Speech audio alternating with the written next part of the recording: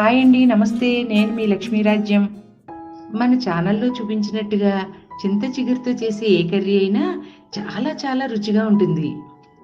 అందులోనూ మటన్తో చేసే రెసిపీస్ వేరే లెవెల్ అంటే నమ్మండి. ఈరోజు చింత చిగురు మటన్ ఎలా చేసుకోవాలో చూసేద్దాం. ఆంధ్రాలో ఈ కూర చాలా ఫేమస్. అంతేకాకుండా మటన్ తక్కువ తినేవాళ్ళు కూడా ఈ కర్రీని చాలా ఇష్టంగా తింటారు. కావలసిన పదార్థాలు: 1/2 kg మటన్, 1/4 kg చింత చిగురు, 2 ఉల్లిపాయలు, 10 పచ్చిమిర్చి. మీ దగ్గర చింత చిగురు అవైలబుల్గా లేకపోతే చింత చిగురు పొడి కూడా ఈ కర్రీకి వాడుకోవచ్చు. 1/2 kg మటన్కి 1 కప్పు చింత చిగురు పొడి సరిపోతుంది. చింత చిగురు పొడి ఎలా చేసుకోవాలో డిస్క్రిప్షన్ బాక్స్లో ఇచ్చాను.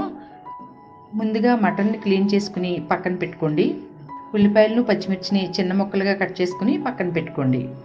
స్టవ్ మీద కుక్కర్ పెట్టుకుని తగినంత ఆయిల్ వేసుకుని, ఆయిల్ వేడెక్కిన తర్వాత కట్ చేసుకున్న ఉల్లిపాయ, పచ్చిమిర్చి ముక్కలను వేసుకుని బాగా వేపుకోండి.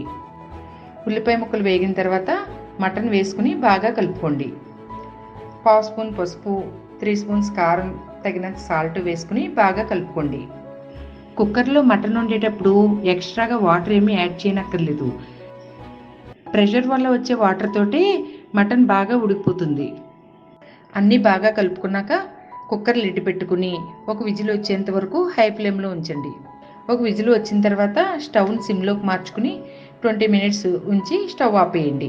బాగా కడిగి శుభ్రం చేసుకున్న చింత చిగురును మిక్సీ జార్లో వేసుకుని మిక్సీ చేసుకుని పక్కన పెట్టుకోండి. కుక్కర్ ప్రెషర్ పోయిన తర్వాత లిడ్ ఓపెన్ చేసుకోండి. ఇప్పుడు ఉడికిన మటన్ కర్రీలో మిక్సీ చేసుకున్న చింత చిగురు పేస్ట్ని వేసి బాగా కలుపుకోండి. 10 మినిట్స్ సిమ్లో ఉంచుకుని బాగా ఉడకనివ్వండి. కర్రీని దగ్గరగా చేసుకుని స్టవ్ ఆపేయండి. అంతేనండి, ఎంతో టేస్టీ మటన్ చింత చిగురు కర్రీ రెడీ. మీరు ఇలా ట్రై చేసి ఎలా వచ్చిందో కామెంట్ బాక్స్లో చెప్పండి. Take care friends, bye.